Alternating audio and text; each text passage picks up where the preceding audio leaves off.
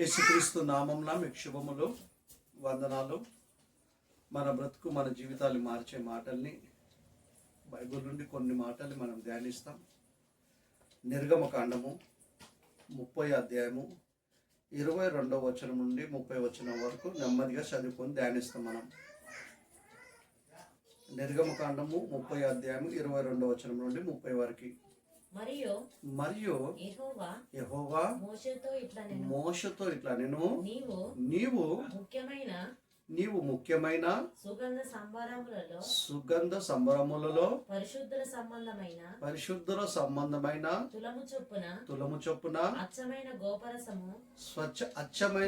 గోపరసము 500 తులములను సుగంధము గల లవంగి పట్ట సగము అనగా 250 తులములు ఎత్తును నిమ్మగడ్డి నూనె 250 తులముల ఎత్తును లవంగ పట్ట 500 తులములను ఒలివ నూనె సంబరమును 3 పళ్ళును తీసుకొని వాటిని ప్రతిష్ఠ అభిషేక తైలమును అనగా సుగంధ ద్రవ్యములను సుగంధ ద్రవ్యములు వేలకుని పని అయిన పరిమళ సంబరం గల చేయవలెను. అది ప్రతిష్ఠ అభిషేక తైలమగును. ఆ తైలముతో నీవు సాక్ష్యపు గుడారమును సాక్ష్యపు మందసమును బల్లను దాని ఉపకరణములన్నిటిని దీపవృక్షమును దాని ఉపకారములను ధూపవేదికను దహన బలిపీఠమును దాని ఉపకారములన్నిటిని గంగాలమును దాని పీఠమును అభిషేకించి అవి అతి పరిశుద్ధమైనవిగా ఉండునట్లు వాటిని ప్రతిష్ఠింపవలెను. వాటికి తగులు ప్రతి వస్తువు ప్రతిష్టమగును. మరియు అహరోనును అతని కుమారులను నాకు యాజకులై ఉండునట్లు నీవు వారిని అభిషేకించి ప్రతిష్ఠింపవలెను. మోషతో దేవుడు చెప్తున్న మాట ఇది. దేవుడు ఆజ్ఞ ఇచ్చి అతనికి ఒక శాసనాన్ని చెప్తుండు. ఈ విధంగా అభిషేక తైలాన్ని మీరు తయారు చేయాలా, మందిరంలో ఉన్న వస్తువులన్నిటి ప్రతిష్ఠించాలా. హారోను కుమారులను కూడా నాకు యాజకులుగా ఉండటానికి వాళ్ళని అభిషేకించాలని ఈ విధంగా అభిషేకించే విధానం అంతా మోషకు దేవుడు చెప్పాడు. నేడు కొన్ని సంఘాలలో మనం యూట్యూబ్లో చూస్తుంటే కూడా పబ్లిక్ మీటింగ్స్లో కూడా కొన్ని చోట్ల అభిషేక తైలమని, అభిషేక కూడికలని, అభిషేక ప్రార్థనలని, తైలాభిషేకంలని, అనేకుల పైన నూనె పోయటము, నూనె చల్లటము, అభిషేకం నూనె అని చెప్పి బాటలలో అమ్మటము, ఇవన్నీ జరుగుతున్నాయి. ఇవన్నీ వాక్యానుసారంగా ఉన్నదా అని మనం ఆలోచిస్తే కదా, బైబిల్లో ప్రారంభంలో మోషకు దేవుడు చెప్పాడు. ఇది ధర్మశాస్త్రంని మోషకే ఇచ్చాడు. మోషతో చెప్తున్నాడు ఇవన్నీ ఏమని అంటే, ఈ విధంగా మనం చదువుకునే విధంగా నిర్గమకాండము 30 అధ్యాయం నుండి 22వ వచనం నుండి 30 వచనం వరకు చదువుకున్నాం కదా. దేవాలయంలో ఉన్న వాటిని ఈ విధంగా ప్రతిష్ఠించాలా.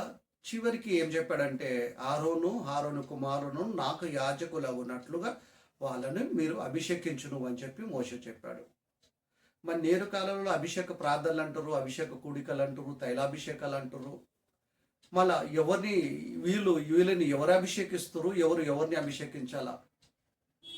వాళ్ళను దేవుడు అభిషేకించమన్నాడు. ఎందుకంటే దేవుడికి యాజకులుగా ఉండటానికి. ఇప్పుడు మనం పాత నిబంధన కాలంలో లేము, బలులిచ్చే కాలంలో మనం లేము, మనం ఇశ్రాయేలులము కాము. కొత్త నిబంధన చట్టం కింద ఉన్నాం కనుక మనము క్రైస్తవులము. మళ్ళీ ఈ అభిషేకం అనే సందర్భము, అభిషేక తైలం గురించి మనకు ప్రారంభంలో మనకు నిర్గమకాండంలో మనకు కనపడుతుంది. మోషేకు దేవుడు చెప్పినట్టు మందిరంలో ఉన్న వస్తువులను ప్రతిష్ఠించాలా, తర్వాత ఆరోను తన కుమారులను నాకు యాజకులు అగునట్లుగా వాళ్ళను ప్రతిష్ఠించమన్నాడు, వాళ్ళని అభిషేకించమన్నాడు. మోషేతో చెప్పిన మాట సందర్భం ఇది. మోషే అలానే చేశాడు. అలాగనే మనం చూసుకుంటూ పోతే ఇశ్రాయేల్ ప్రజలకి మొదటి రాజు సౌలు. సౌలును కూడా దేవుడు అభిషేకించాలనుకున్నప్పుడు సమూయేలు ప్రవక్త పంపిస్తాడు. అది కూడా చూసుకుంటాం. మొదటి సమూయేలు 10వ అధ్యాయం మొదటి వచనం. మొదటి సమూయేలు 10వ అధ్యాయం మొదటి వచనం. అప్పుడు సమూయేలు తైలపు బుడ్డి పట్టుకొని సౌలు తల మీద తైలము పోసి అతని ముద్దు పెట్టుకొని యెహోవా నిన్ను అభిషేకించి తన స్వాస్థ్యము మీద అధిపతిగా నియమించి ఉన్నాడని చెప్పి చాలు కదా, నియమించి ఉన్నాడని చెప్పేశాడు. తైలపు పొడి తీసుకెళ్లి ఎవరి మీద పోసాడంటే సౌలు మీద పోసాడు. ఎవరు చెప్తే పోసాడు, అభిషేకించాడంటే దేవుని మాట విని సమూయేలు ప్రవక్త వెళ్ళాడు. ఇశ్రాయేలు ప్రజలకి మొట్టమొదటి రాజు ఎవరంటే సౌలు. ఎందుకు అతన్ని దేవుడు అభిషేకించమన్నాడంటే తన ప్రజలకి రాజుగా నిర్ణయించాడు దేవుడు కదా. ఆ ప్రజలందరూ మాకు ఒక రాజు కావాలన్నప్పుడు సమూయేలుతో చెప్తాడు, సరే ఆ ప్రజలు చెప్పినట్టు నువ్వు విను, నేను రాజుగా నేనే రాజుగా ఉంటుంది కాదని చెప్పి వాళ్ళు కదా లోక మర్యాద చొప్పున రాజుని అడుగుతారు కనుక నువ్వు సౌల్ని రాజు అభిషేకించమని చెప్పినప్పుడు సమూయేలు ప్రవక్త పోయి సౌల్ని అభిషేకిస్తాడు. ఇశ్రాయేలు ప్రజలకి రాజుగా ఉండటానికి, ఆ ప్రజల్ని పరిపాలించటానికి ఈయన రాజు కావాలా. రాజుకు ముందుగా రాజు అవ్వే ముందు ఏం చేయాలంటే రాజును అభిషేకించాలి. కనుక దేవుడు చెప్పిన మాట విని సమూయేలు ప్రవక్త పోయి సౌల్ను అభిషేకించాడు కనపడుతుంది. మోషే అభిషేకించాడు అహరోను పిల్లలని కూడా. ఎందుకు అభిషేకించాడంటే దేవుడికి యాజకులుగా ఉండటానికి. సమూయేలు ప్రవక్త సౌల్ని ఎందుకు అభిషేకించాడు దేవుడు మాట విని అంటే ఇశ్రాయేలు ప్రజలకి రాజుగా ఉండటానికి. దేవుడికి యాజకులుగా ఉండాలంటే అభిషేకం జరిగింది. అక్కడ మోషకు చెప్తాడు ఆరోను పిల్లల్ని అభిషేకించమని. ఇశ్రాయేలు ప్రజలకి రాజుగా ఉండటానికి, ఆ ప్రజల్ని పరిపాలించటానికి, దేవుని ప్రజల్ని పరిపాలించటానికి దేవుడు సౌల్ని రాజుగా నిర్ణయించినప్పుడు సమూయేలు ప్రవక్తను పోయి నువ్వు అభిషేకించమని అతను తైలం తీసుకుపోయి తల మీద పోసి అతన్ని అభిషేకిస్తాడు. అలానే చూసుకుంటాం. మొదటి సమూయేలు 15వ అధ్యాయం మొదటి వచనం. ఒకనొక దినమున సమూయేలు సౌలును పిలిచి యెహోవా ఇశ్రాయేలులకు తన జనముల మీద నిన్ను రాజుగా అభిషేకించుటకై నన్ను పంపెను. అంటే ఎవరికి రాజుగా ఉండాలి? తన జనాలకి, అంటే ఇశ్రాయేలు ప్రజలకి కదా సౌలు రాజుగా ఉండాలి. అందుకే సమూయేలు ప్రవక్తను పంపించి అతన్ని అభిషేకించమని చెప్పాడు. సమూయేలు ప్రవక్త పోయి సౌల్ని అభిషేకించటానికి కదా అర్థం ఉంది, కారణం ఉంది. దేవుడి మాట ప్రకారంగా పోయాడు. మోషే ఆరోహణను ఆయన పిల్లల్ని కదా అభిషేకించటానికి అక్కడ కూడా అర్థం ఉంది కదా, అర్థం ఉంది అక్కడ. ఎందుకంటే దేవుడికి యాజకులుగా ఉండటానికి వాళ్ళని ఆయన అభిషేకించమని చెప్పాడు మోషకి.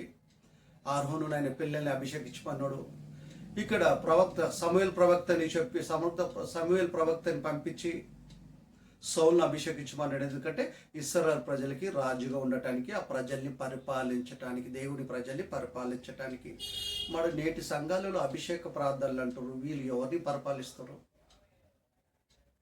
బైబిల్లో ఉన్న సందర్భాలని ఆలోచించకుండా, ప్రారంభం నుండి చదివి ధ్యానించకుండా ఎవరి తోచినట్టు వాళ్ళు అభిషేక ప్రార్థనలన్నీ కదా, తైలాభిషేకాలని, అభిషేక కూడికలని, క్యాలెండర్లను అభిషేకిస్తున్నాం. ఈ క్యాలెండర్ తీసుకెళ్ళి మీ ఇంట్లో పెట్టుకోండి. 500 నోట్స్, కరెన్సీ నోట్లు ఉంటే తీసుకురండి, వాటిని మేము అభిషేకిస్తాం. ఇట్లా బైబిల్లో లేని విషయాలన్నీ రకరకాలుగా సంఘాలలో కొన్ని మీటింగ్స్లలో కూడా జరుగుతున్నాయి. అందుకే విశ్వాసులు అయిన మనము, సేవకులను మనము బైబిల్ని బాగా పరిశోధించాలా. మనకు అందుతున్న బోధ సరైన బోధన కాదా, మనం బోధిస్తున్న బోధ కూడా సరైన బోధన కాదా, తప్పుడు బోధ బోధిస్తే మనము శాపగ్రస్తులమవుతాము. తప్పుడు బోధ యందు లక్ష్యం ఉంచితే విశ్వాస భ్రష్టులవుతాము. కనుక బోధించే వాళ్ళు, బోధ వినేవాళ్ళు చాలా జాగ్రత్తగా ఉండాల. ఎందుకంటే దేవుని చిత్త ప్రకారంగా రాయబడింది కనుక బైబిల్ మన మనసుకు వచ్చినట్టు, మనకు నచ్చినట్టు బైబిల్ని మనం బోధించొద్దు, అర్థం చేసుకోకూడదు. బైబిల్ విషయంలో మనం చాలా జాగ్రత్త ఉండాలా. బోధించే విషయంలో, వినే విషయంలో కూడా మనం చాలా జాగ్రత్తగా ఉండాలా. మోషకు ఆరోహణ పిల్లల్ని అభిషేకించమని చెప్పాడు. ఎందుకంటే యాజకులుగా ఉండటానికి. సమూయేలు ప్రవక్తను పంపించాడు సౌలును అభిషేకించమని. ఎందుకంటే ఇశ్రాయేలు ప్రజలకి రాజుగా ఉండటానికి, ఇశ్రాయేలు ప్రజలకి మొట్టమొదటి రాజు ఎవరంటే సౌలు. సమూయేలు ప్రవక్తను అందుకే పంపించాడు. నెక్స్ట్ త్వర చూసుకుంటాం. మొదటి సమూయేలు 16:12 అతడు వాని పిలువనంపించి లోపలికి తోలుకొని వచ్చను. అతడు ఎర్రని వాడును, చక్కని నేత్రము గలవాడును, చూచుటకు సుందరమైన వాడైనా ఉండెను. అతడు రాగానే దేవుడు చెప్తుండు, సమూయేలు ప్రవక్తకి ఇన్ఫర్మేషన్ ఇస్తుండు, నేను కోరుకున్నవాడు ఇతడే, నీవు లేచి వానిని అభిషేకించమని యెహోవా సెలవీయగా సమూయేలు తైలపు కొమ్ము తీసుకొని వాని సోదరుల ఎదుట వానికి అభిషేకము చేసెను. నాటి నుండి యెహోవా ఆత్మ దావీదు మీదకి బలముగా వచ్చెను. దావీదును, ఇక్కడ దావీదును కూడా సమూయేలు ప్రవక్తనే అభిషేకించాడు దేవుడు మాటిని. మొట్టమొదటి రాజు ఇశ్రాయేలు ప్రజలకి సౌలు అయితే, సౌలు తర్వాత సౌలు మాటినప్పుడు దావీదును దేవుడు ఎన్నుకున్నాడు కదా. ఈ ఇద్దరు రాజులని అభిషేకించింది సౌల్ని. రెండోది దావీదుని ఎవరంటే సమూయేలు ప్రవక్తనే కదా. ఆయన సొంతంగా పోలే, దేవుడు మాట ప్రకారంగా, దేవుని ఆజ్ఞ ప్రకారంగా వెళ్ళాడు. అంటే వీళ్ళని అభిషేకించటానికి కారణాలు ఉన్నాయి, అర్థాలు ఉన్నాయి. దేవుడు మాట వినటానికి, మాట విని వాళ్ళు పోయిపోయి చేయరు. ఎందుకంటే ఇశ్రాయేలు ప్రజల్ని పరిపాలించటానికి. మళ్ళీ ఇప్పుడు వీళ్ళు అభిషేక కూడికలు, తైలాభిషేకాలు అంటారు. వీళ్ళు ఎవరిని పరిపాలించబోతున్నారు? వీళ్ళు ఏ సింహాసనం మీద కూర్చోబోతుర్రు కదా. సౌలు రాజుగున్నప్పుడు, దావీదు రాజుగున్నప్పుడు, ఆ ప్రజల్ని పరిపాలించేటప్పుడు కదా, ఎంతో మంది శత్రు దేశాలతో యుద్ధాలు జరిగినాయి, ఎంతో మంది ప్రాణాలు పోయినాయి, ఎంతో నష్టం కలిగింది. మళ్ళీ ఇప్పుడు ఈ తైలాభిషేకం చేసుకుంటున్న వాళ్ళు ఏ యుద్ధాలు చేయబోతుర్రు, ఏ సింహాసనం మీద కూర్చోబోతుర్రు, ఎవరిని పరిపాలించబోతుర్రు ఆలోచించాలా. మనం పాత నిబంధన చట్టం కింద లేము, కొత్త నిబంధన చట్టం కింద ఉన్నాము. పిలాతు అడుగుతాడు క్రీస్తుని, నువ్వు రాజు అంటే నేను రాజునే, కానీ నా రాజ్యము ఈ లోక సంబంధమైనది కాదు. మనకు సింహాసనాలు ఉండయి, గుర్రాలు ఉండయి, యుద్ధాలు చేయం మనము ఆ రాజులలాగా. సౌలు కాలంలో, దావీదు కాలంలో, వాళ్ళ తర్వాత కూడా అనేక మంది ఇశ్రాయేలు ప్రజలు పరిపాలించేటప్పుడు కూడా కదా దేవుడు ప్రవక్తల ద్వారా నన్ను అభిషేకించిపించాడు. కనుక మనం ఇశ్రాయేలులం కాము, ఆ కాలంలో లేము. మళ్ళీ వీళ్ళు తైలాభిషేక కూడికలు, తైలాభిషేకాలని చెప్పి అనేక తలల మీద నూనె పోస్తూ, ఆ పదాలతో, ఆ పేర్లతో ఎన్నో పబ్లిసిటీ చేస్తూ, అభిషేక కూడికలు అని చెప్తూ, ఆ స్థలాలలో, ఆ మీటింగ్లలో, ఆ మందిరాలలో చాలా అల్లరి జరుగుతుంది. దేవుడు సమాధానానికే కర్తను బైబిల్లో రాయిస్తే కూడా వాళ్ళు చాలా అల్లరి చేస్తారు. అక్కడ ఆరాధన జరుగుతుందా, ఇంకేమన్నా జరుగుతుందా అన్నట్టు ఉంటుంది వినేవాళ్ళకి, చూసేవారికి.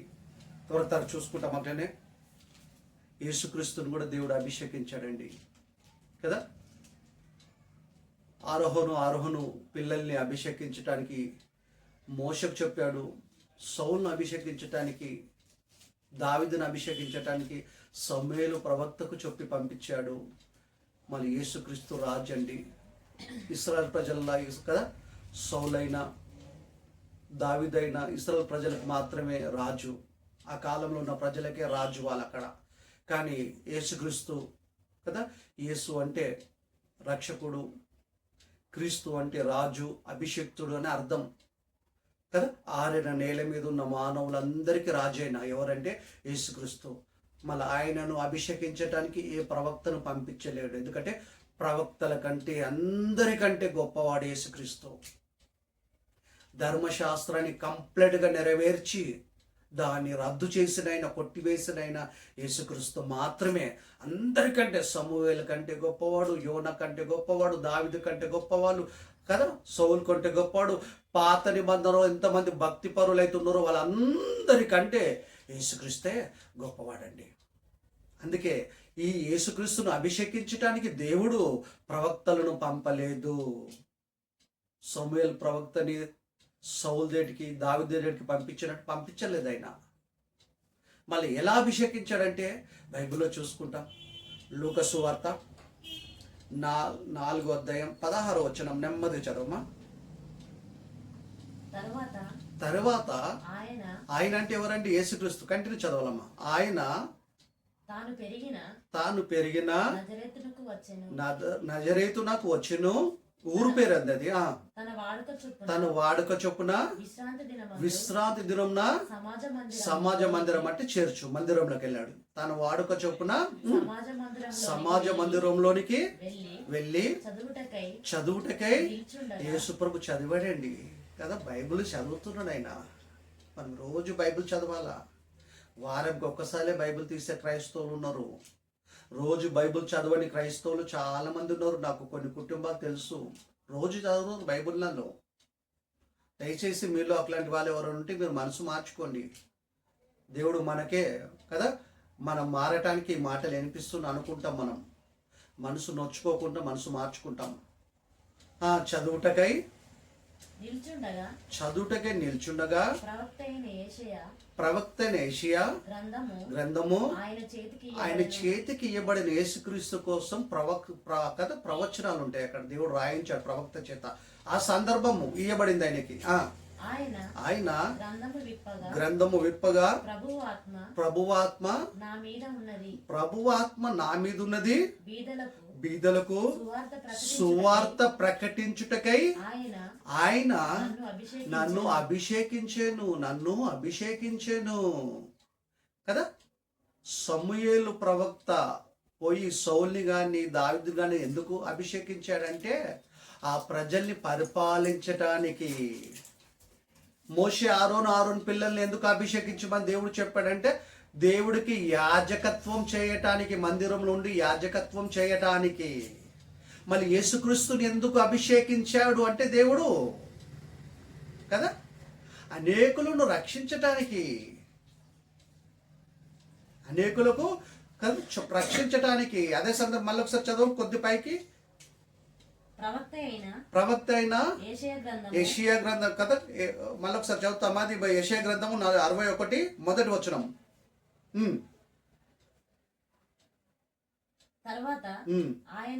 ఆయన యేసుక్రీస్తు తాను పెరిగిన నజరేతునకు వచ్చి తన వాడుక చొప్పున విశ్రాంతి దినమున సమాజ మందిరంలోనికి వెళ్ళి చదువుటకై నిల్చుండగా ప్రవక్త అయిన యెషయా గ్రంథము ఆయన చేతికి ఇవ్వబడెను. ఆయన గ్రంథము విప్పగా ప్రభువాత్మ నా మీద నిల్చున్నది. యేసుక్రీస్తు కోసం ప్రవచనం ఇది.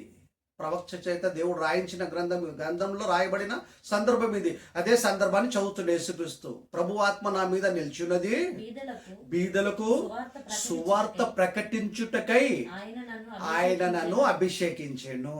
ఎందుకు అభిషేకించాడు? బీదలకు సువార్త ప్రకటించడానికి. రాజున కానీ ఆయన రాజ్యము ఈ లోక సంబంధమైనది కాదు. యాజకుడైనా కానీ ఈ లోక సంబంధమైన యాజకుడు, ఆరోహణు లాగా యాజకులు బలులు ఇచ్చే యాజకుడు కాదు. అందరి నిమిత్తం ప్రధాన యాజకుడు ఒకేసారి బలైపోయాడు. సౌలు లాగా, దావీదు లాగా ఇశ్రాయేలు ప్రజల్ని పరిపాలించే రాజు కాదినా. ఒక జనాంగాన్ని పరిపాలించి యుద్ధాలు చేసే రాజు కాదినా. అలాంటి రాజ్యం కాదు, అలాంటి రాజు కాదినా. అందుకే పిలాతుతో అంటాడు, నేను రాజునే కానీ నా రాజ్యము ఈ లోక సంబంధమైనది కాదు కదా. ప్రవక్తలు అభిషేకించలేదు యేసుక్రీస్తుని, దేవుడే అభిషేకించాడు.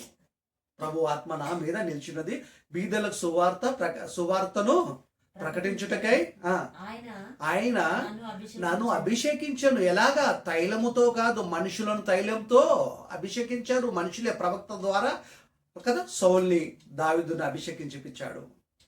మోషే ద్వారా ఆరోహణ పిల్లల్ని అభిషేకించమన్నాడు తైలముతో. ఆ తైలాన్ని ఎలా తయారు చేయాలో కూడా చెప్పాడు. ప్రాసెస్ అంతుంది.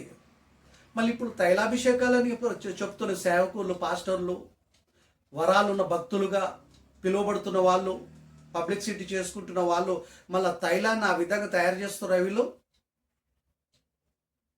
నిర్గమకాండంలో మనం చదువుకున్నట్టు 30 అధ్యాయంలో 22-30 వచనం వరకు చదువుకున్నాం. అదే విధంగా ప్రాసెస్గా అన్ని తులాలు కదా పెట్టి తయారు చేస్తున్నారేమన్నా లేదా? అట్లా తప్పు చేస్తున్నారు. అది కూడా బైబిల్ ఉన్నట్టు చేయట్లేదు. కనుక యేసుక్రీస్తు రాజ్యము ఈ లోక సంబంధం కాదు, ఈ లోక సంబంధమైన రాజు కాదు. ఆయన అధికారం చెలాయించటానికి, రెండోది కదా యుద్ధాలు చేయటానికి, జనాలు చంపటానికి రాలేదైనా. నశించిపోయిన దాన్ని వెతికి రక్షించటానికి వచ్చాడు. ఆ రాజుల లాంటి రాజు కాదు నా, ప్రపంచ ప్రజలందరి కోసం తన ప్రాణాన్ని పెట్టడానికి వచ్చాడు. ప్రాణాన్ని పెట్టి రక్షించటానికి వచ్చాడు, బ్రతికించటానికి వచ్చాడు. ఆ యాజకులలాగా జీవులను, జంతువులను బలిచ్చే యాజకుడు కాదినా.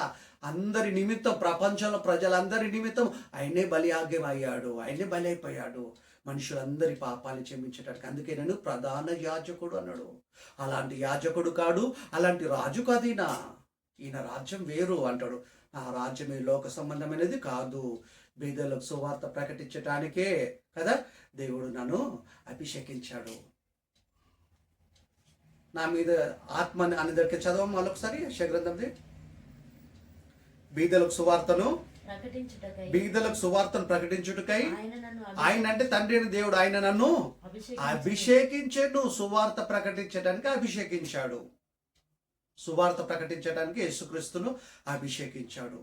మనం రాజులం కాదు కదా, మన యాజకులకు కాదు కదా. అంటే మనము ఆత్మ సంబంధమైనగా మనం రాజులమే, యాజకులమే. ఈ లోక సంబంధమైన యాజకులం కాదు బలులు ఇవ్వటానికి, ఈ లోక సంబంధమైన రాజులం కాదు. మనము సింహాసనం మీద కూర్చొని గుర్రాల మీద పోయి యుద్ధాలను చేసే రాజులము మనం కాము. బలులిచ్చే యాజకులం కాము. మనము ఆత్మ సంబంధమైన యాజకులము, రాజులము, దేవుని సొత్తైన ప్రజలము మనము. మనని ఎలా అభిషేకించాడో చూస్తామా?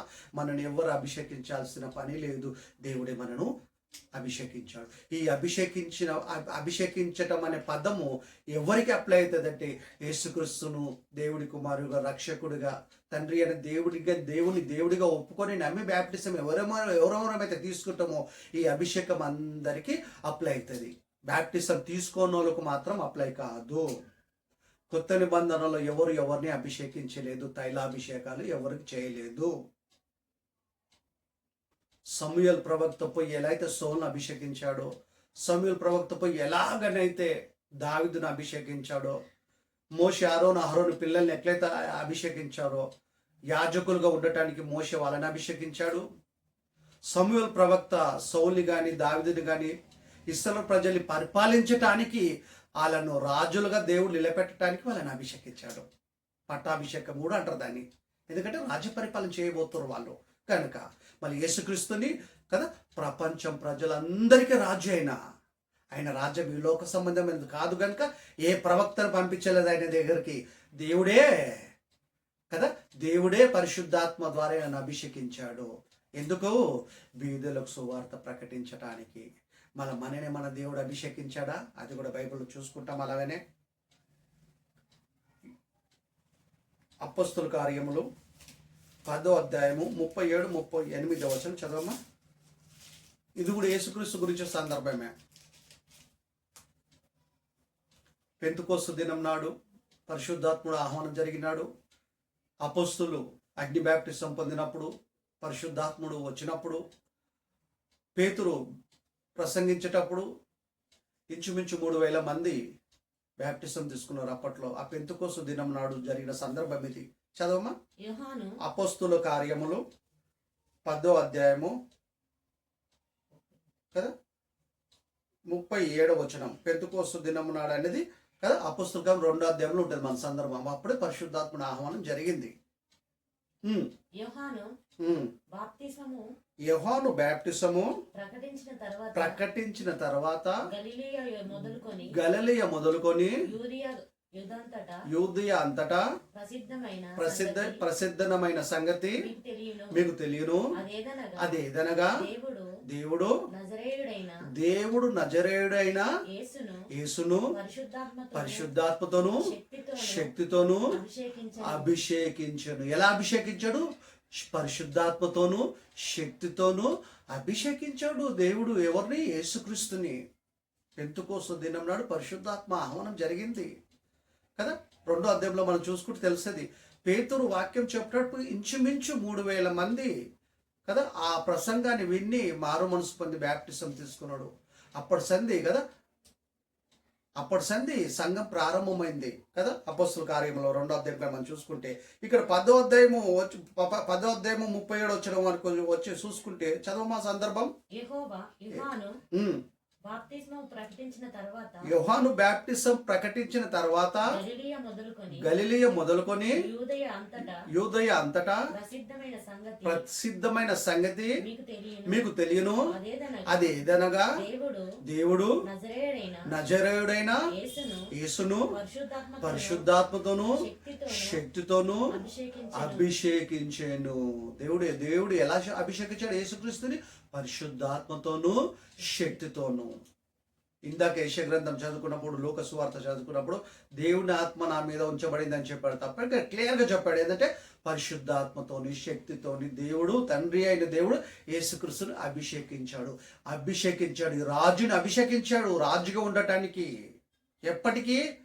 సూర్యుడున్నంత కాలం, చంద్రుడున్నంత కాలం, విశ్వం ఉన్నంత కాలం, ప్రపంచం ఉన్నంత కాలం ఈయననే రాజు, కింగ్. ఈయన తర్వాత ఎవ్వరు లేరు, ఈయన మాత్రమే రాజు. ఈ రాజును అభిషేకించటానికి దేవుడే జోక్యం చేసుకొని, దేవుడే నిర్ణయం చేసుకొని, దేవుడే తీర్మానించి పరిశుద్ధాత్మ ద్వారా శక్తి ద్వారా యేసుక్రీస్తుని అభిషేకించాడు తప్ప ఏ ప్రవక్తను పంపించలేదు. ఎందుకంటే ప్రవక్త అందరికంటే గొప్పవాడు, ఏ పాపము చేయని వాడు, పరిశుద్ధుడు, దేవుడికి ఇష్టమైన కుమారుడు, ప్రపంచానికి ఆదర్శవంతుడు, ప్రపంచానికి మార్గదర్శుడు, సర్వలోకానికి రక్షకుడు, పాపమే చేయని పరిశుద్ధుడిన, నిష్కపటమైన మనసు గల్లవాడు, ఏ పాపము చేయని వాడు, పరిశుద్ధుడు, పాపులలో చేరకుండా ప్రత్యేకంగా జీవించిన వాడు యేసుక్రీస్తు. అందుకే యేసుక్రీస్తును తండ్రి అయిన దేవుడే అభిషేకించాడు పరిశుద్ధాత్మతోను శక్తితోను. కొత్త నిబంధనలో ఏ మనిషిని పోయి అభిషేకించలేదు. పాత నిబంధన సందర్భాల్లో మనకు కనపడ్డాయి. కొత్త నిబంధన సందర్భంలో ఎక్కడ అభిషేకాలను పదం మనకి వినపడది. తండ్రి అయిన దేవుడు యేసుక్రీస్తును అభిషేకించాడు. ఎందుకు? బీదలకు సువార్త ప్రకటించడానికి. ఎంత ధనవంతుడైనా రక్షణ సువార్త అందక ఇంకా రక్షణ పొందుకోలేదంటే దాని అర్థం ఏంటంటే భేదవాడే దేవుని దృష్టిలో. అలాంటి వారికి భేదవాళ్ళంటే గొప్పవాళ్ళు కాదని కాదు, అందరు భేదవాళ్ళే దేవుని దృష్టిలో. రక్షణనే స్వాస్థ్యం, రక్షణ ఐశ్వర్యం లేని వాళ్ళందరూ భేదవాళ్ళే. లోక సంబంధంగా లోక దృష్టిలో ఉన్న వాళ్ళేమో కానీ దేవుని దృష్టిలో భేదవాళ్ళే కదా. మనకు లోక దృష్టిలో ధనం లేకపోవచ్చు, రక్షణ అనే స్వాస్థ్యాన్ని అనే వాక్యాన్ని మనం గ్రహించి బ్రతుకుతామంటే దేవుని దృష్టిలో మనము ధనవంతులమే. కనుక దేవుడు తండ్రి అయిన దేవుడు యేసుక్రీస్తుని పరిశుద్ధాత్మతో శక్తితో అభిషేకించాడు.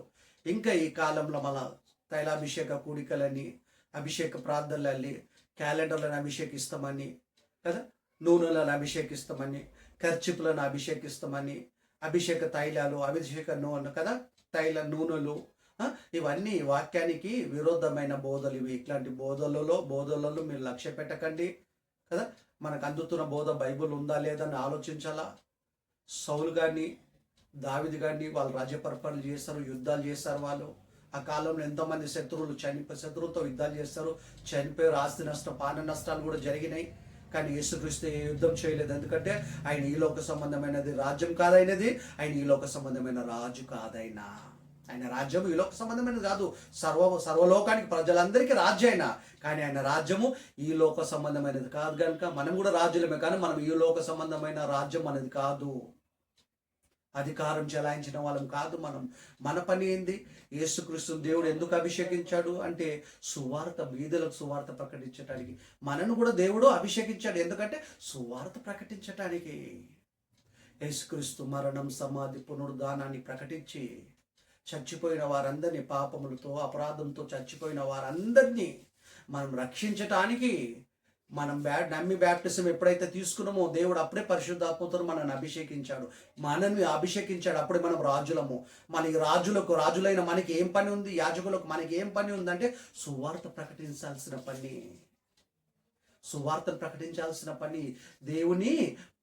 దేవుడు మనకు అప్పగించిన పనిని మనం చేయటమే మన పరిపాలన కదా. క్రీస్తు రాజ్యంలో మనం ఉంటూ పరిపాలన చేస్తూ మన పని ఏంటి? మనది యాజకులైనా కదా, రాజులైన దేవుని సొత్తైన ప్రజలు మన పని ఏంటంటే సువార్త ప్రకటించడం. యుద్ధాలు చేసే పని కాదు మనకి. మనము కదా పరిచర్య చేయించుకునే వాళ్ళం కాదు, పరిచర్య చేసే వాళ్ళము.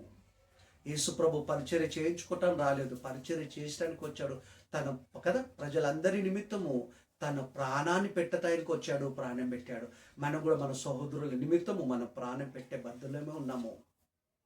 కనుక సువార్త ప్రకటించాల కదా. బీదలో సువార్త ప్రకటించడానికి దేవుడు తండ్రి నన్ను అభిషేకించను అంటే పరిశుద్ధాత్మతో శక్తితో యేసుక్రీస్తు తండ్రిని దేవుడు అభిషేకించాడు. మనను కూడా పరిశుద్ధాత్మతో అభిషేకించాడు. ఎప్పుడు అంటే నమ్మి బ్యాప్టిజం తీసుకున్నప్పుడు. చూడమని చూసుకో, మొదటి యోహాను 2:18 18 నుండి 20 వరకు చదవమ్మా. చిన్నపిల్లలారా, ఇది కడవరి గడియ. మనం కడవరి దినాలలో లేము, కడవరి గడియలలో ఉన్నాము. అంటే ఎప్పుడు యేసుక్రీస్తు భూమి మీద కాలు మోపుతాడో తెలియదు, మన పోకడు కూడా ఎప్పుడో తెలియదు. గడియలివి, కడవరి దినములు కాదు, కడవరి కాలం కాదు, ఇది కడవరి గడియలలో ఉన్నాము మనము కదా. యోహాను రాసిన మొదటి పత్రిక 2:18 నుండి 20 వరకు చదవ మరొకసారి. చిన్నపిల్లలారా, ఇది కడవరి గడియ, క్రీస్తు విరోధి వచ్చునని మీరు వింటిరి కదా. ఇప్పుడును అనేకులైన క్రీస్తు విరోధులు బయలుదేరి ఉన్నారు. చాలా మంది క్రీస్తు విరోధులు అంటే ప్రత్యేకంగా వస్తాడు, ఆ దేశంకైనా వస్తాడు, ఈ దేశంకైనా వస్తాడు అని రకరకాలుగా బోధిస్తారు కొంతమంది. బైబిల్ ఎక్కడ ఆమోదించట్లేదు అలాగా. క్రీస్తు విరోధులు అంటే తప్పుడు బోధ ఎవరైతే బోధిస్తుర్రో ఆ వ్యక్తులే క్రీస్తు విరోధులు. యాంటీ క్రైస్ట్ అంటారు ఇంగ్లీష్లా. తెలుగులో క్రీస్తు విరోధులు వస్తున్నారని మీరు వింటారు కదా. ఇప్పుడు అనేకులైన క్రీస్తు విరోధులు బయలుదేరి ఉన్నారు. ఇది కడవరి గడియాని దీని చేత తెలుసుకొచ్చున్నాం. ఎక్కడ చూస్తే తప్పుడు బోధ. పిల్లలు పుడతారు రాండి, రోగాలు పోతాయి రాండి, ఆస్తులు వస్తాయి రాండి, కేసులు పోతాయి రాండి, ఎగ్జామ్లో పాసులు అవుతారు రాండి, ఆస్తి పాసులు వస్తాయి రాండి. ఎక్కడ అపోస్తులు ఈ బోధ చేయలేదు. ప్రభు నమ్మండి దా మీకు సంతానం కలుగుతుంది, ప్రభు నమ్మండి మీకు ఆస్తులు వస్తాయి, ఎక్కడ చెప్పలేదు. అపోస్తులు ఎక్కడ బోధ చేయలేదు. అపోస్తుల బోధ కాదు ఇది. ఎక్కడ తైలాభిషేకం చేయలేదు, ఎక్కడ నూనె డబ్బాలు అమ్మలేదు అపోస్తులు, ఎక్కడ ఖర్చులు అమ్మలేదు, ఎక్కడ క్యాలెండర్లు అభిషేకిస్తున్నాము, 500 నోట్లు తీసుకురండి అభిషేకిస్తున్నాము అని ఎక్కడ అపోస్తులు అనలేదు. తైలాభిషేక కూడికలను వాళ్ళు ఎక్కడ పెట్టలేదు. కనుక ఇవంతా ఏంటంటే క్రీస్తు విరోధుల బోధ ఇది. ఇప్పుడు అనేకులు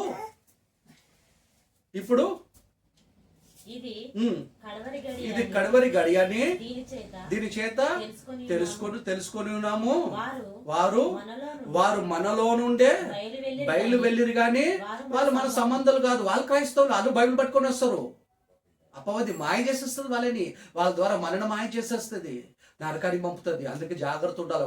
వాళ్ళు మనలో నుండి వెళ్ళిరు కానీ వాళ్ళు మన సంబంధులు కాదు.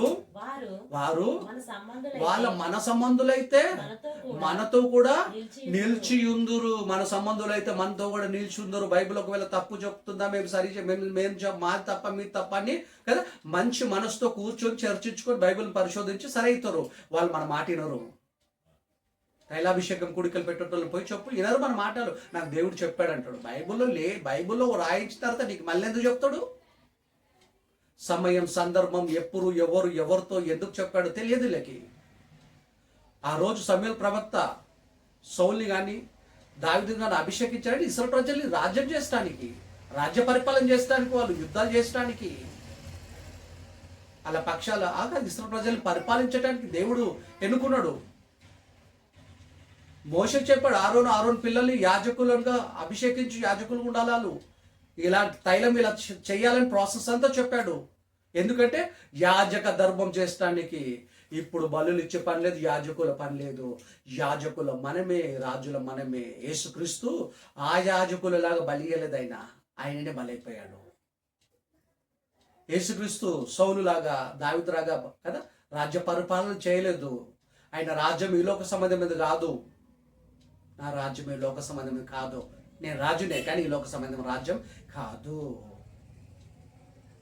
అందుకని యేసుప్రభు చోట అంటాడు, పరిచర్య చేసుకోవటానికి నేను చేయించుకోవటానికి రాలేదు, పరిచర్య చేయటానికే వచ్చిన. మనం కూడా పరిచర్య చేయించుకోవటానికి కాదు, చేయటానికే. యేసుక్రీస్తు ప్రాణమే పెట్టాడు ప్రపంచ ప్రజలందరి కోసం. ఏ మినిస్టర్ అండి? ప్రజల కదా, సామాన్యుల ప్రజల కాళ్ళు పట్టుకొని కాళ్ళు కడుగుతారు. యేసుక్రీస్తు శిష్యుల కాళ్ళు కడిగాడండి. లోకాలను కలగజేసిన అయినా శిష్యుల కాళ్ళను కడిగాడంటే ఎంత తగ్గు చూడు. నిజమైన మినిస్టర్, రియల్ మినిస్టర్ అంటే ఎవరో తెలుసా? క్రీస్తు అండి. పరిచర్య చేశాడైనా. ఎలా చేస్తాడు పరిచర్య అంటే ప్రజల కోసం తన ప్రాణాన్ని పెట్టాడు.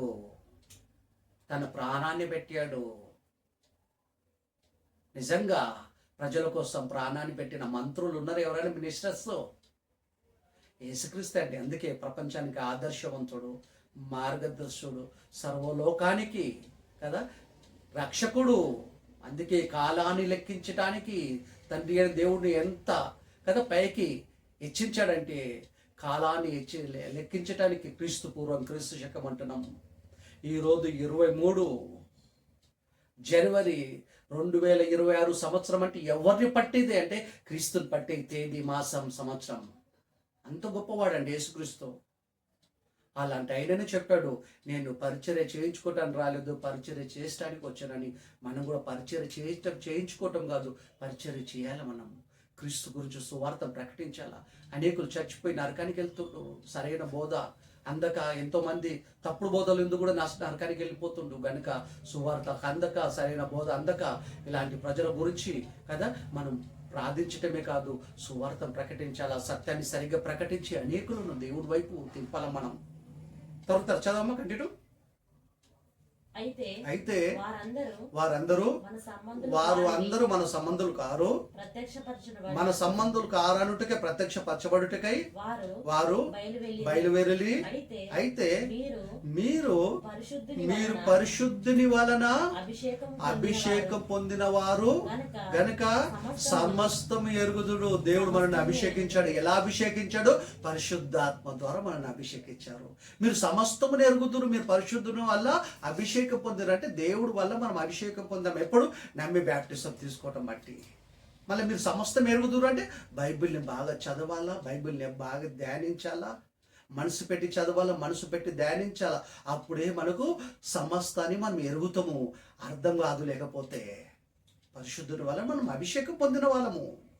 పరిశుద్ధాత్మతోను శక్తితోను తండ్రి అని దేవుడు యేసుక్రీస్తును అభిషేకించినట్టు పరిశుద్ధాత్మతోను మనను కూడా అభిషేకించాడు.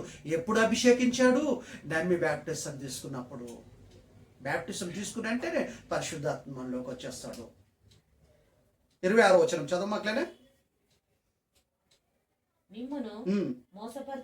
మిమ్ములను మోసపరచు వారిని బట్టి ఈ సంగతి తప్పుడు బోధ చాలా జరుగుతుంది. అపవాది క్రీస్తుని అంగీకరించకుండా చేస్తుంది, దేవుడి కోసం బతకకుండా చేస్తుంది. ఒకవేళ ప్రయత్నం చేసి దేవుడి కొరకు నిలబడితే తప్పుడు బోధలో తప్పుడు బోధ వల్ల మనల్ని మోసం చేస్తుంది. అందుకే దేవుడు ముందుగా యోహాను చేత రాయిస్తున్నాడు పరిశుద్ధాత్మ ప్రేరేపణతో. చదవమా 26వ వచనం మళ్ళా. మిమ్ములను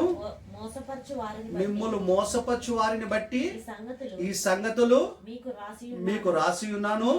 అయితే ఆయన వలన, దేవుడి వలన, ఆయన వలన మీరు పొందిన అభిషేకము మీలో నిల్చుచున్నది గనుక ఎవడును మీకు బోధింపక్కర్లేదు. మీరు బాగా మనసు పెట్టి బైబిల్ చదివితే, భక్తి కలిగి మీరు జీవిస్తే, బైబిల్ ధ్యానిస్తే మీకు బోధింపక్కర ఎవరు లేదు. సత్యం ఏదో మీకు అర్థమైపోతుంది. ఎందుకంటే ఆయన ఇచ్చిన అభిషేకము సత్యమే గాని అబద్ధం కాదు.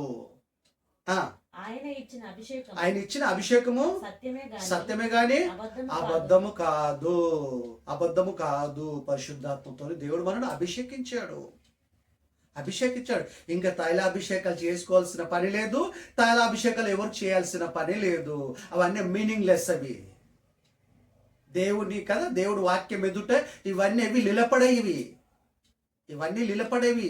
ఇవి మానవులు కల్పించిన పద్ధతులు. ఇవి దేవోపదేశములను బోధించుచు దేవుని వ్యర్థంగా ఆరాధిస్తున్నారని చెప్పాడు. ఇవన్నీ గనుక ఏది వ్యర్థమైన ఆరాధన, ఏది సరైన ఆరాధన, యథార్థమైన ఆరాధన, ఏది వ్యర్థమైన ఆరాధనో మనం ఆలోచించాలంటే బైబిల్ని మనసు పెట్టి పరిశోధిస్తూ చదవాలా, పరిశోధిస్తూ వినాలా, ధ్యానించాలా. అప్పుడే బైబిల్ మనకు అర్థమవుతుంది. అండ్ ఆయన ఇచ్చిన అభిషేకం సత్యమే కానీ అబద్ధం కాదు కనుక మనం సమస్తాన్ని గ్రహించగలుగుతాం మనసు పెట్టి వాక్యం చదివినప్పుడు, ధ్యానించినప్పుడు. అలా తర్వాత చూసుకుంటా తీతు రాసిన పత్రిక 3వ అధ్యాయం 5వ వచనం. తీతు 3:5.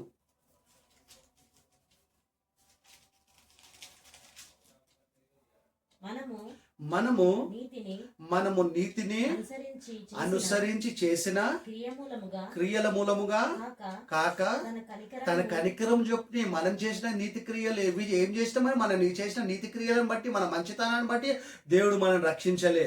పాపముల చేత, అపరాధం చేత చచ్చిపోయిన మనని ఆయన కనికరం వల్లనే దేవుడు మనని యేసుక్రీస్తు ద్వారా మనం బతికిచ్చాడు. మనం నీతిని అనుసరించిన చేసిన క్రియల మూలంగా కాక తన దేవుడు అంటే తన కనికరము చొప్పునే పునర్జన్మ సంబంధమైన స్థానము ద్వారా. స్థానం అంటే ఏంటి? పునర్జన్మ సంబంధమైన స్థానము. ఎప్పుడైతే పునర్జన్మ సంబంధమైన స్థానము మనం చేశామో అప్పుడే పరిశుద్ధాత్ముడు అభిషేకం మనం జరిగింది. పునర్జన్మ సంబంధమైన స్థానము ద్వారాను పరిశుద్ధాత్మ మనకు నూతన స్వభావం కలగజేయటం ద్వారా మనలను రక్షించను.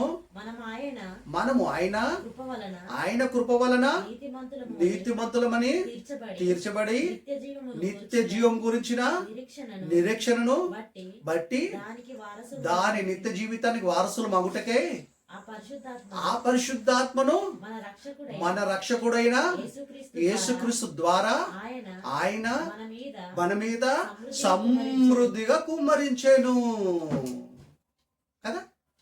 సమూయేలు ప్రవక్తపై ఎవరి తల మీద పోసాడు తైలము?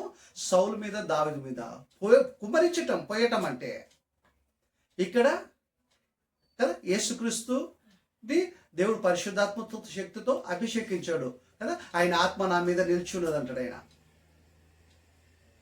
ఆయన నన్ను అభిషేకించాడు బీదలు సువార్త ప్రకటించడానికి అంటాడు యేసుక్రీస్తు. కానీ మన నేల కదా మన అందరిని ఎలా అభిషేకించాడు? ఎలా అంటే పరిశుద్ధాత్మను యేసుక్రీస్తు ద్వారా, యేసుక్రీస్తు రక్షకుడిగా ప్రభువు అంగీకరించి నమ్మి బ్యాప్టిజం తీసుకున్న ద్వారా ఆ పరిశుద్ధాత్మను మన మీద కదా సమృద్ధిగా కుమ్మరించాడు అంటే అభిషేకించాడు పరిశుద్ధాత్మ ద్వారా. మనని బ్యాప్టిజం ద్వారా పరిశుద్ధాత్మ చేత దేవుడు మనను అభిషేకించాడు. ఇంకెవరు మనను అభిషేకించాల్సిన పని లేదు, దేవుడే అభిషేకించాడు యేసుక్రీస్తును కానీ మనని కానీ.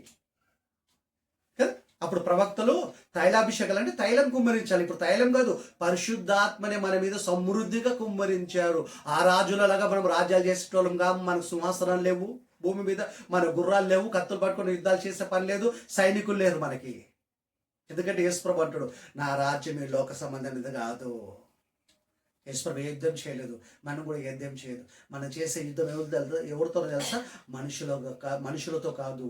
మనుషులను డిస్టర్బ్ చేస్తూ, మనుషులను పాడు చేస్తూ, మనుషులను దేవుడికి కాకుండా చేస్తున్న దురాత్మ సమూహములతో మనము యుద్ధం చేయాలి. మన యుద్ధం చేయాలంటే ఆయుధాలు ఉండాలి కదా. ఏందో తెలుసా? ఆత్మ సంబంధమైన ఆత్మ కదా, వాక్యమైన ఖడ్గం చేత యుద్ధం చేయాలి. మన యుద్ధము మనం పోరాడేది మనుషులతో కాదు, కంటికి కనపడని శక్తులతో పోరాడాలి. మనం ఈ లోక సంబంధమైన రాజ్యం కాదు మంది, మనం కూడా ఈ లోక సంబంధమైన రాజులం కాదు, మనది కూడా ఈ లోక సంబంధమైన యుద్ధం కాదు. శక్తులతో, దురాత్మ సమూహలతో పోరాడాలి. మనం రాజులమే, కానీ మన రాజ్యము ఈ లోక సంబంధం కాదు. ఈ రాజులలాగా మనం సింహాసనం మీద కూర్చొని అధికారం చెలాయించే వాళ్ళం కాదు, కత్తులు పట్టుకొని యుద్ధాలు చేసే వాళ్ళం కాదు, గుర్రాల మీద తిరిగే వాళ్ళం కాదు, సైనికులను ఎంబడేసుకొని తిరిగే వాళ్ళం కూడా కాదు మనము. ఎందుకంటే యేసుప్రభు పిలాతుతో అంటాడు, నా రాజ్యం ఈ లోక సంబంధం మీద కాదు. ఈ లోక సంబంధం ఏదేదైతే ఒకవేళ నేను యూదులకు అప్పగింపబడకుండా ఉండునట్లు నా ప్రజలు యూదులతో పోరాడేదారు. ఆ మాట కూడా చూసుకుంటాం మనం త్వరగా. కంటిన్యూ చదవమ్మా. ఈ మాట నమ్మదగినది గనుక దేవుని యందు విశ్వాసం ఉంచిన వారు చాలా మంది దేవుని యందు విశ్వాసం ఉంచాలి కదా. మన పరిశుద్ధాత్మ చేత దేవుడు ఏం చేశాడు, మనని అభిషేకించాడు. పరిశుద్ధాత్మను మన మీద సమృద్ధిగా కుప్పనిస్తాడు. కొన్ని చర్చ చూడు, పరిశుద్ధాత్మతో నింపు నింపు నింపు అంటాడు. అది కూడా వాక్యానికి విరోధమైన పదమేది. ఎందుకంటే ఆల్రెడీ నమ్మి బ్యాప్టిజం తీసుకున్నప్పుడే పునర్జన్మ సంబంధమైన స్థానం అంటే బ్యాప్టిజం, నీటి నుండి ఒడ్డుకు వచ్చినప్పుడే పరిశుద్ధాత్మని కదా అభిషేకం, పరిశుద్ధాత్మ కుమ్మరింపు జరిగిపోయింది మన మీద. స్త్రీ పురుషుల మీద నమ్మి బ్యాప్టిజం తీసుకున్న వాళ్ళందరికీ అప్లై అవుతుంది. ఇంకా పరిశుద్ధాత్మతో నింపు నన్ను అనొద్దు, సమృద్ధిగా ఆయన మీద మన మీద కుమ్మరించిన ఉంది తీతు పత్రిక 3:5. ఇంకా నన్ను పరిశుద్ధాత్మతో నింపు అనకూడదు, అది మీనింగ్లెస్. అది దేవుడి వాక్యానికి విరోధము, దేవుడి శాస్త్రానికి విరోధం. ఆ పదాలు పలుకొద్దు ఇంకా మీరు. చూడండి యోహాను సువార్త 18:16-36-37 చదమ్మా. యోహాను సువార్త 18:36-37.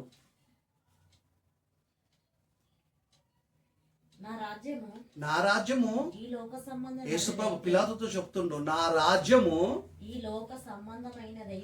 లోక సంబంధమైనదైతే నేను యూదులకు అప్పగింపబడకుండా ఉండునట్లు నా సేవకులు పోరాడుదురు గాని నా రాజ్యము ఇహ సంబంధమైనది కాదనేను. ఇహ సంబంధమైనది కాదు నా రాజ్యము. ఒకవేళ ఇది ఇహ సంబంధమైనది అయితే, ఈ లోక సంబంధం అయితే నా ప్రజలు, నా సైనికులు పోరాడుతుండే ఎవరితో అంటే యూదులతోని. కనుక నా రాజ్యం కానీ ఇహ సంబంధమైనది కాదు.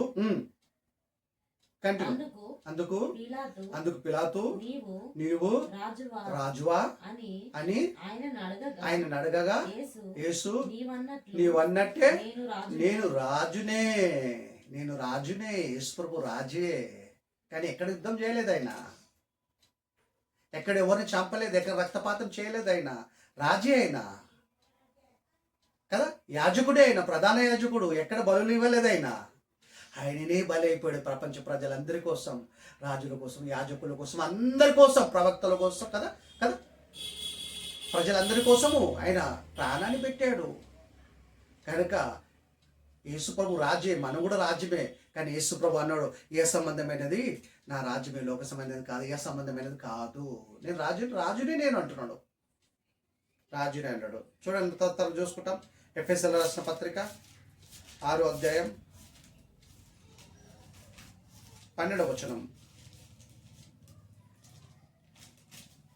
ఎఫెసీ 6:12 ఎలానగా మనము పోరాడునది శరీరులతో అంటే మనుషులతో కాదు, శరీరులతో కాదు గాని ప్రధానులతోను అధికారులతోను ప్రస్తుత అంధకారమందున్న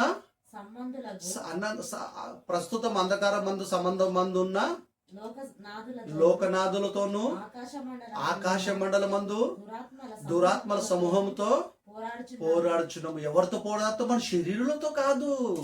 మన యుద్ధం చేయాల్సింది మనుషులతో కాదు. సౌలు రాజ్యం పరిపాలన చేశాడు. ఆ కాలంలో యుద్ధాలు జరిగినాయి. దావీదు పరిపాలించాడు ఇశ్రాయేలు ప్రజల్ని, సౌలు పరిపాలించాడు ఇశ్రాయేలు ప్రజల్ని. అప్పుడు ఎన్నో యుద్ధాలు జరిగినాయి. మనుషుల మధ్యన యుద్ధాలు జరిగినాయి. కత్తులతో ఆష్ట్రం జరిగింది. కానీ మన యుద్ధం క్రీస్తు ద్వారా మనం దేవుడికి యాజకులం, రాజులమయ్యాము. కనుక మన రాజ్యం కదా, మనం ఈ ఇహలోక సంబంధమైన రాజ్యం కాదు, ఇహలోక సంబంధమైన రాజులం కాదు. మనం కూడా యుద్ధం చేయాలి, రాజులమే.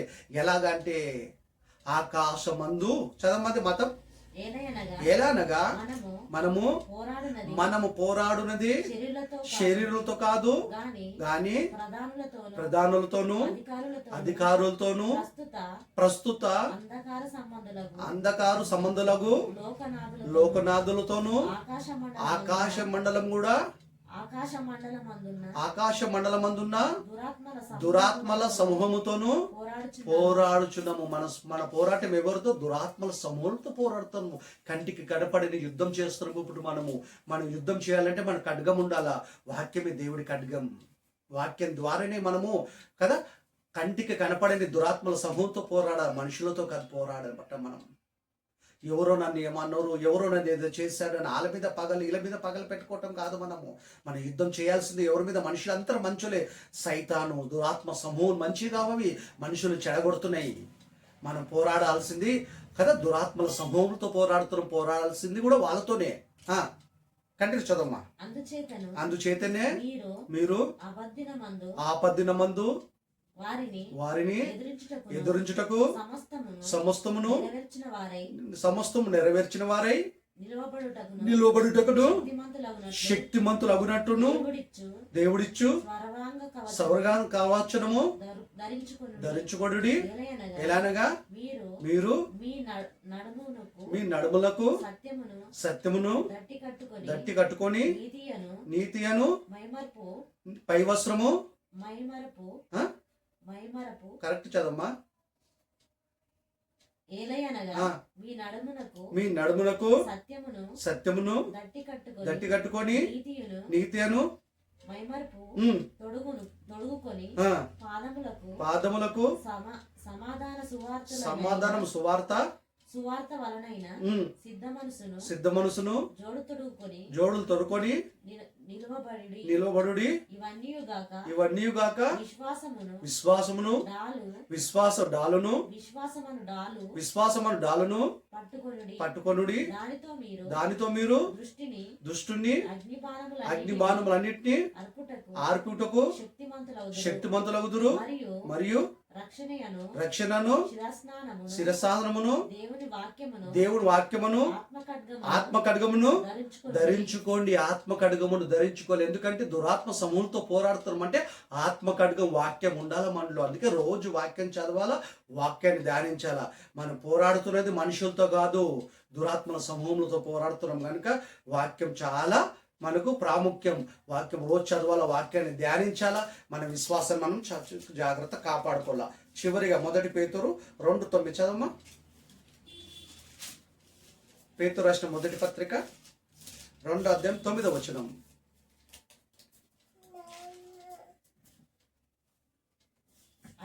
అయితే మీరు చీకటిలో నుండి ఆశ్చర్యకరమైన తన వెలుగులోనికి మిమ్మల్ని పిలిచిన వాని గుణాతిశయములను ప్రచురం చేయు నిమిత్తము ఏర్పరచబడిన వంశమును రాజులైన యాజక సమూహమును పరిశుద్ధ జనమును దేవుని సొత్తైన ప్రజలై ఉన్నారు. మనము కదా దేవుని సొత్తైన ప్రజలము, ఏర్పరచబడిన వంశమును రాజులైన యాజక సమూహము దేవుని సొత్తైన ప్రజలము మనము కనుక కదా. మనం పిలిచిన వారి అంటే దేవుని గుణాతిశయం ప్రచురం చేయు నిమిత్తమే మనల్ని ఏర్పాటు చేసుకుంటాయన కనుక సువార్తను మనం ప్రకటించాలా, దేవుడి గురించి ప్రకటించాలా కదా. పాపముల చేత అపరాధం చేత అనేక మంది చనిపోయి ఉన్నారు. చనిపోయి ఉన్న వారిని కదా జీవవాక్యాన్ని ప్రకటించి సువార్తను, క్రీస్తు మరణ సమాధి పునరుద్ధానాన్ని ప్రకటించి మనం అనేకులను రక్షించాలా కదా. అనేకులను రక్షించాలా కదా. ఆత్మ ఖడ్గాన్ని ధరించుకొని దురాత్మ సమూహంతో మనం పోరాడుతూ సువార్త కార్యక్రమాలు మనం చేయాలా. ఎన్నో ఆటంకాలు వస్తుంటే మనకి ఆ ఆటంకాలను అన్నింటినీ కూడా మనము ఎదిరించుకుంటా, పరిస్థితులను అధిగమించుకుంటా అపవాదితో దురాత్మ సమూహంతో మనం పోరాడుతూ ఆత్మ ఖడ్గం ధరించుకొని సువార్త ప్రకటిస్తూ మన అక్కడే అనేకులను ప్రభు వైపు తింపాల. మనం కూడా ప్రభులో నిలిచి ఉండాలా. ఈ సమయాన్ని ఇచ్చిన దేవుడికి యేసుక్రీస్తు నామం నా కృతజ్ఞత స్తుతులు కదా. ప్రార్థన చేసుకుంటాం మనం. పరలోకమందున పరిశుద్ధుడ మా తండ్రి, ఈ సమయం ఈ తరుణం మాకు ఇచ్చిన విధానం బట్టి మీకు కృతజ్ఞత స్తుతులైనా. విన్న వాక్యాన్ని మేము మర్చిపోకుండా వాక్య ప్రకారంగా జీవించగలిగే మనసు మా అందరికీ మీరు దయచేయండి. తైలాభిషేక కూడికలు అని చెప్పి మీనింగ్లెస్ నైనా ఎన్నో మాటలు ఎన్నో పదాలు పెడుతూ నైనా కదా కనుక యథార్థంగా ఆరాధించాల్సిన వీళ్ళు వాక్యం మీద సరైన అవగాహన లేకుండా చెప్పే వాళ్ళకి వినగాలకు కదా మానవులు కల్పించిన పద్ధతుల ప్రకారం మానవులు కల్పించిన పద్ధతులు దేవోపదేశంలో బోధిస్తూ అనేకులు మిమ్మల్ని వ్యర్థంగా ఆరాధిస్తున్నాయినా మేము అలా ఆరాధించకుండా యథార్థమైన